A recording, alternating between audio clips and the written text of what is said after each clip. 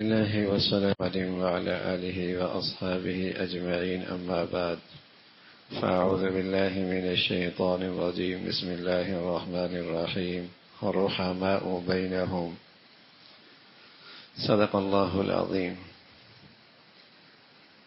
اللہ کے نبی صلی اللہ علیہ وسلم نے اہل ایمان، اہل اسلام کی باہمی محبت، مودت،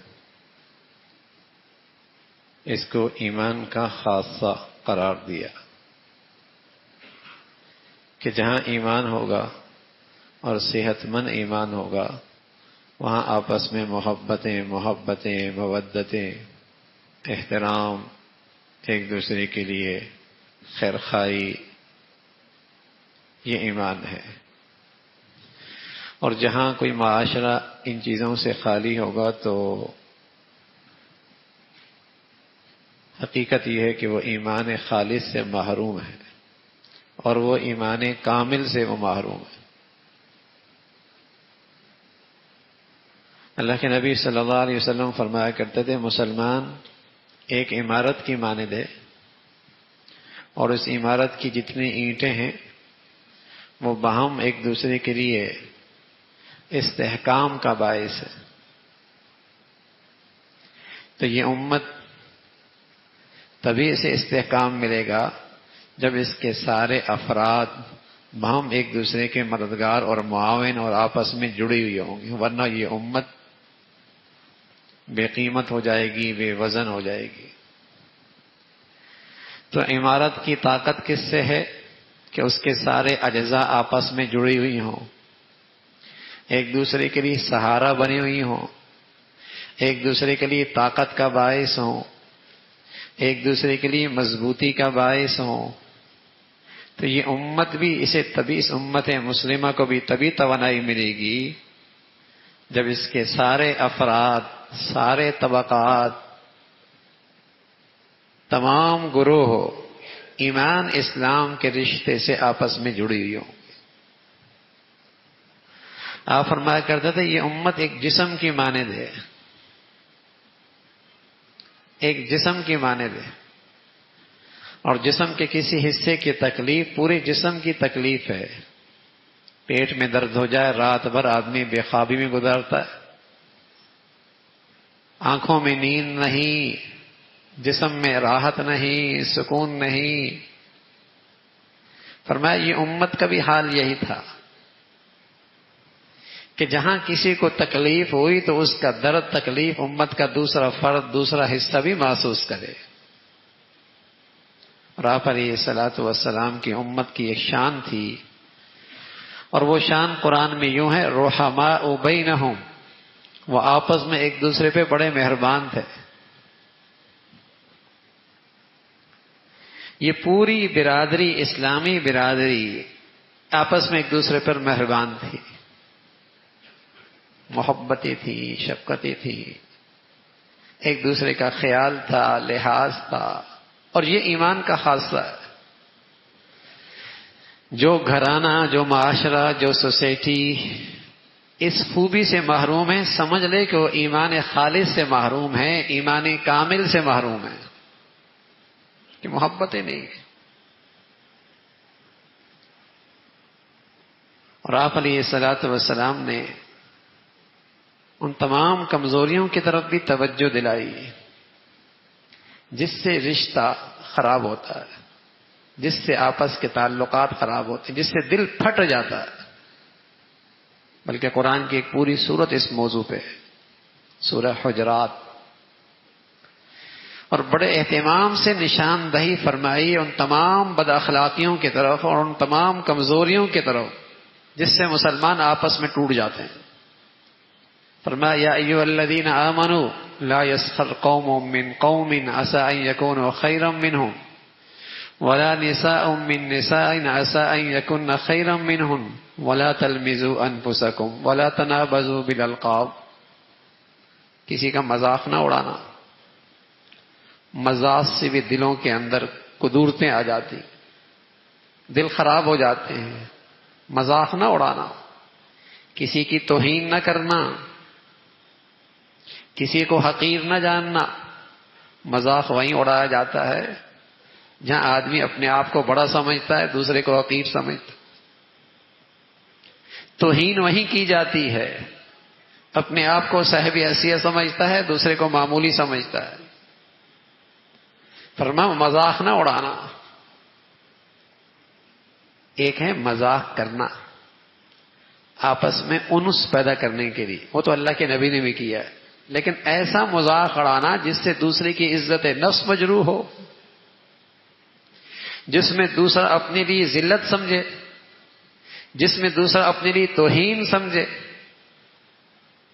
یہ حرام ہے۔ ایسا مذاق جس سے آپس میں انس پیدا ہو۔ آپ علیہ الصلوۃ والسلام کی خدمت میں ایک بوڑھی آئی، کہا یا رسول اللہ دعا کیجیے مجھے اللہ جنت دے دے۔ فرمایا بوڑھی جنت میں نہیں جائے گی، رونے لگ گئی۔ فرمایا کیوں روتی ہو؟ جوان ہو کے جاؤ گی نا، بوڑھی ہو کے تھوڑی جاؤ گی۔ اسے فوراً ہنسا دیا۔ ایک مسافر کہا یا رسول اللہ سواری کی ضرورت ہے، مجھے کوئی اونٹ دے دیں۔ آپ نے ساتھی سے کہا اسے اونٹ کا بچہ دے دو۔ کہا یا رسول اللہ اونٹ کے بچے پہ میرا سفر کیسے ہوگا؟ دور کا سفر ہے، کیسے سفر ہوگا؟ فرمایا ہر اونٹ بھی تو کسی اونٹنی کا بچہ ہے۔ یوں دلجوئی فرمایا کرتے تھے۔ لیکن ایسا مذاق جس سے اس کی توہین ہو رہی ہو، جس سے اس کی عزت نفس مجروح ہو رہا ہو، جس سے اس کی حقارت ہو رہی ہو، یہ دلوں میں زخم پیدا کرتا ہے، یہ دلوں میں نفرتوں کا بیج بوتا ہے۔ ہم مزاح نہیں کرتے، ہم مذاق اڑاتے ہیں۔ کوئی ایک مل جائے تو سب اس پہ ہم مذاق اڑاتے ہیں، دلوں میں نفرت پیدا ہوتی ہے۔ لا یسخر قوم من قوم عسى ان یکون، مذاق نہ اڑاؤ، توہین نہ کرو۔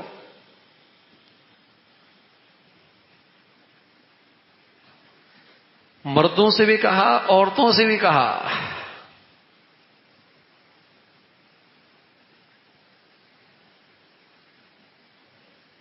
آگے فرمایا وَلَا تَنَابَزُوا بِالْأَلْقَابِ وَلَا تَلْمِزُوا أَنفُسَكُمْ، تانا مت دو، تانا مت دو۔ سبحان اللہ، قرآن کے الفاظ دیکھیے، وَلَا تَلْمِزُوا أَنفُسَكُمْ، اپنے آپ کو تانا مت دو۔ ارے مسلمان تمہارا بھائی ہے، تم نے اپنے بھائی کی توہین کی، حقیقت میں اپنی توہین کی۔ تم ایک برادری ہو، کافر دوسری برادری ہے، مسلمان ایک برادری ہے، کفار دوسری برادری ہے۔ تم اپنے بھائیوں کی توہین کرو گے، دوسری برادری خوش ہوگی، اس کے نزدیک سب برابر ہیں۔ تمہارے اندر تو اسلامی ایمانی رشتہ ہے، اخوت ہے، تم نہیں سمجھتے تو کوئی تمہارے بھائی کی توہین کرے تمہاری توہین ہوتی ہے۔ یہ بھی تو تمہارا بھائی ہے۔ وَلَا تَنَابَزُوا بِالْأَلْقَابِ، برے ناموں سے نہ پکارو، برے ناموں سے نہ پکارو۔ یا ایھا الذین آمنوا اجتنبوا کثیرا من الظن ان بعض الظن اثم، ایمان والو بدگمانیاں نہ کرو۔ وَلَا تَجَسَّسُوا، کسی کے ٹو میں نہ رہو، رازداری سے کسی کے عیب تلاش نہ کرو۔ وَلَا يَغْتَبْ بَعْضُكُمْ بَعْضًا، غیبت نہ کرو، غیبت نہ کرو۔ ہم کہتے ہیں تو اس کے اندر ہے نا، ارے میاں ہے تبھی تو غیبت ہے، نہ ہوتی تو تہمت ہوتی، 80 کوڑے دنیا میں لگتے۔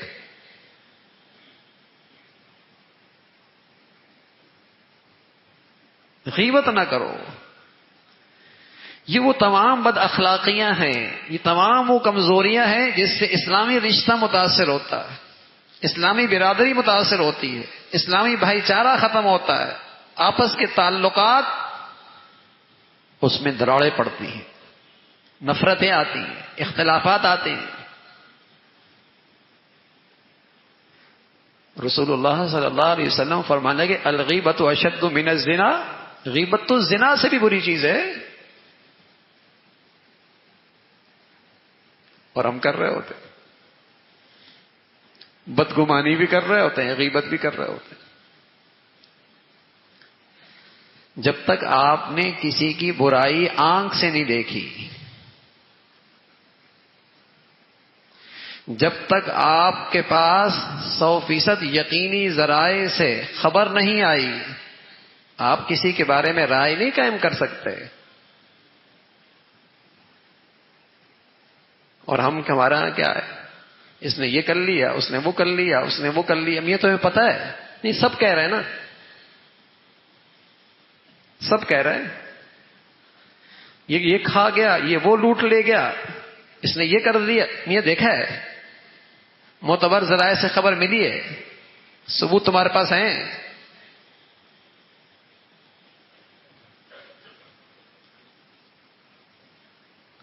لیکن ہمارے ہاں تو چونکہ وہ دوسری سیاسی جماعت کا ہے، وہ دوسری مذہبی جماعت کا ہے، وہ دوسرے فرقے کا ہے، وہ دوسری زبان کا ہے، اس کا تعلق فلاں گروہ سے ہے، اب اس کے ساتوں خون حلال ہے۔ اب انہونی اس کی طرف منسوب کرنا ہے ہم نے، اور یہ ہمارے معاشرے میں ایسی وبا پھیلی ہوئی ہے، کسی کی عزت نفس محفوظ نہیں ہوئی، کسی کے آبرو محفوظ نہیں، اور اس کا نتیجہ یہ ہوتا ہے کہ جو اصل مجرم ہوتے ہیں انہیں تحفظ مل جاتا ہے، اس لیے کہ جب سب کے ساتھ یہ ایسا ہو رہا ہوتا ہے تو جو اصل مجرم، اصل ظالم اور معاشرے میں جو اصل برائی کی جڑ ہوتے ہیں انہیں بھی تحفظ مل جاتا ہے۔ اس لیے کہ جب کسی کی جان مال عزت آبرو محفوظ نہیں، ہر شخص ہی مشکوک ہو گیا،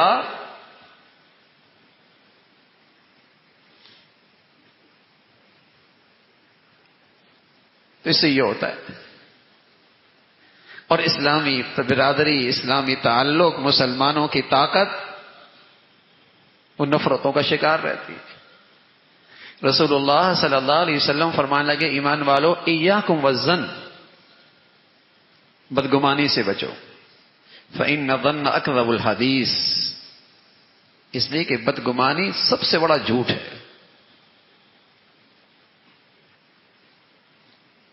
چونکہ میرا اس سے اختلاف ہے، اب مجھے لگتا ہے اس کا ہر کام بدنیتی پر مبنی ہے،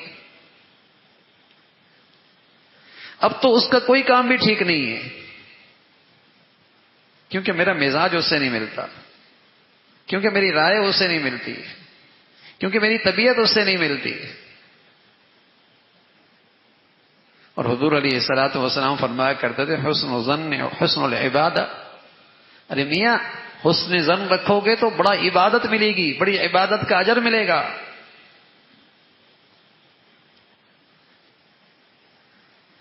فرمایا بدگمانی سے بچو، زبان سے کوئی آدمی جھوٹی بات کرے کسی کے بارے میں، اسے تو پھر بھی کچھ لوگ گناہ سمجھتے ہیں، لیکن دل سے جو آدمی کسی کے لیے بدگمانی کر رہا ہے، اللہ کے نبی نے فرمایا یہ کوئی معمولی جھوٹ نہیں، یہ تو جھوٹوں کی بھی سردار بات، بدترین جھوٹ ہے،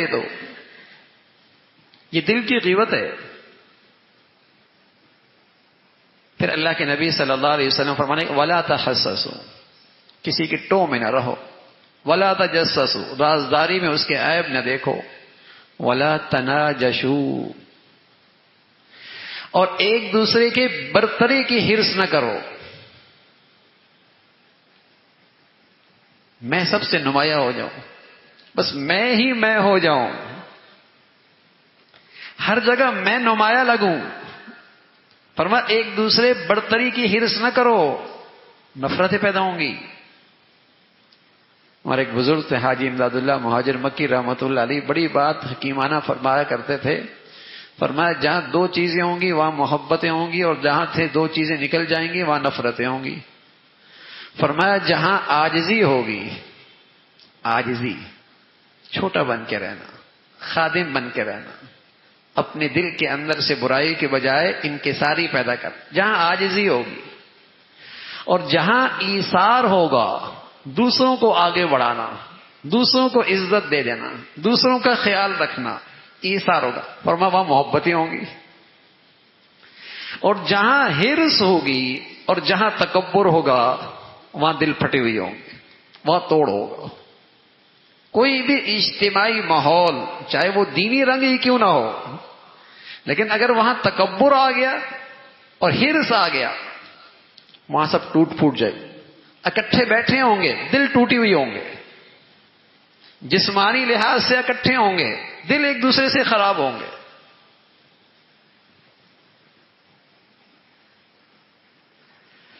تو فرمایا ولا تناجشوا ولا تحاسدوا، آپس میں حسد نہ کرو، ولا تباغضوا، کینہ بغض نہ رکھو. یہ وہ چیزیں ہیں نا جس سے اسلامی رشتہ متاثر ہوتا ہے، اسلامی اخوت، وہ رشتہ اس کی مٹھاس ختم ہو جاتی. یہ وہ چیزیں ہیں، بنیاد ہیں نفرتوں کی، اختلافات کی. بغض نہ رکھو، حسد نہ رکھو. اللہ کے نبی صلی اللہ علیہ وسلم اپنے طالب علم سے جو آپ کے یہاں 10 سال تک رہے ایک نصیحت کرنے لگے اور کہنے لگے یا بنیا، بیٹے خیال رکھنا، ان تقدر ان تصبح وتمسی وليس في قلبك غش لاحد ففعل وذلك من سنتي ومن احب سنتي فقد احبني ومن احبني كان معي في الجنہ. انس بیٹے اگر تجھ سے ایسا ہو سکے کہ تیرا دن رات یوں گزرے کہ تیرے دل میں کسی کے لیے کھوٹ اور کینہ اور بغض نہ ہو، بیٹے ایسا کر لے، اس لیے کہ میرا طریقہ تو یہی ہے، میرا دل تو سب کے لیے ایسا ہی ہے، کسی کے لیے کینہ کھوٹ بغض برائی نہیں.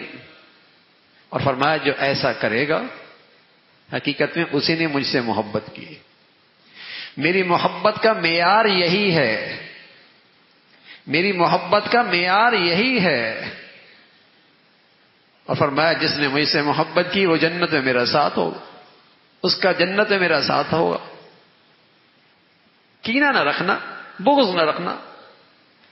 اور آپ فرمان لگے ولا تدابروا، ایک دوسرے سے منہ نہ موڑو. مسلمان ہو کر قطع تعلق، مسلمان ہو کے بات چیت ختم، مسلمان ہو کے دل برباد. ولا تدابروا، مسلمان ہو 3 دن سے آگے حرام، منہ نہ موڑو، درگزر کر دو، معاف کر دو، انعام بڑا ملے گا. حضور علیہ الصلوۃ والسلام ایک موقع پہ فرمانے لگے تمہیں ہم ایسی چیز بتائیں جو نماز سے بڑھیا، جو روزے سے بڑھیا، جو صدقہ خیرات سے بڑھیا. صحابہ خوب جانتے تھے نماز کی کیا عظمت ہے، روزے کی کیا اہمیت ہے، صدقہ خیرات کی کیا فضیلت ہے، خوب جانتے تھے. نفلی نماز، نفلی روزہ، نفلی صدقہ. فرمایا اس سے بڑی چیز بتاؤں؟ صحابہ کہنے لگے یا رسول اللہ ضرور بتائیے. فرمایا اصلاح ذات البین، آپس میں دلوں کو جوڑ دو، آپس میں صلح کرا دو، دلوں کو ملا دو. آج توڑنے والے تو بہت ہیں، جوڑنے والے بہت کم ہیں. نفرتیں عام کرنے والے تو بہت ہیں، محبتوں سے دلوں کو جوڑنے والے بہت تھوڑے ہیں. فرمایا الاصلاح ذات البین، اور فرمایا وفساد ذات البین یہ الحالقہ. اور آپس کا توڑ تو اس طرح ہے، اس طرح جیسے سر کے بال اس طرح سے صاف ہوتے ہیں، ایسی آپس کے جھگڑوں سے سارا دین صاف ہو جاتا، سارا دین صاف ہو جاتا. نمازی ہے، حاجی ہے، روزے دار ہے، دیندار ہے، لیکن دل ٹوٹا ہوا ہے، دلوں میں کینہ بغض ہے، دینداری کوئی نہیں. رسول اللہ صلی اللہ علیہ وسلم فرمانے کہ کونوا عباد اللہ اخوانا، اللہ کے بندو بھائی بھائی بن کے رہو، اللہ کے بندو بھائی بھائی بن کے رہو. جب ان کمزوریوں سے ہماری زندگیاں پاک ہو جائیں گی، ہمارے گھر پاک ہو جائیں گے، ہمارے خاندان ان گندگیوں سے پاک ہو جائیں گی، دل صاف ہو جائیں گے، تو پھر تم بھائی بھائی بن کے رہو گے. یہی تو بد اخلاقیاں ہیں، یہی تو کمزوریاں ہیں جس سے کوئی گھر نہیں بچا ہوا، کوئی خاندان نہیں بچا ہوا، کوئی اجتماعی جگہ نہیں بچی ہوئی۔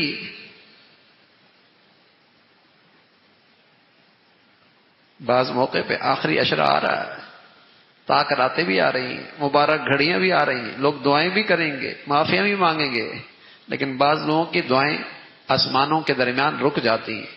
فرمایا یہ وہ لوگ ہیں جن کے آپس کا قطع تعلق ہے، ان کا آپس کا قطع تعلق ہے، جب تک ان کا قطع تعلق نہیں ختم ہوگا ان کی دعائیں بھی اوپر نہیں جائیں گی۔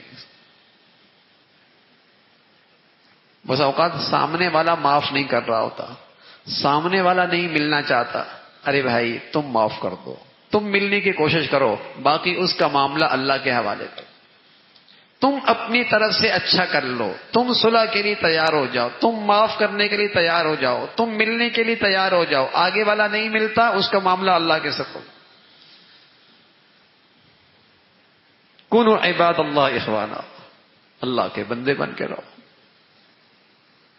تو یہ ایمان ہے، یہ ایمان کا تقاضا ہے، یہ صحت مند ایمان کی علامت ہے، یہ کمال ایمان کی نشانی ہے کہ مسلمانوں میں آپس میں محبتیں، مودتیں، باہمی اتفاق، باہمی اتحاد ہو۔ اللہ ہمیں یہ خوبی نصیب فرمائے۔ اللہم لک الحمد کلو ولک الشکر کلو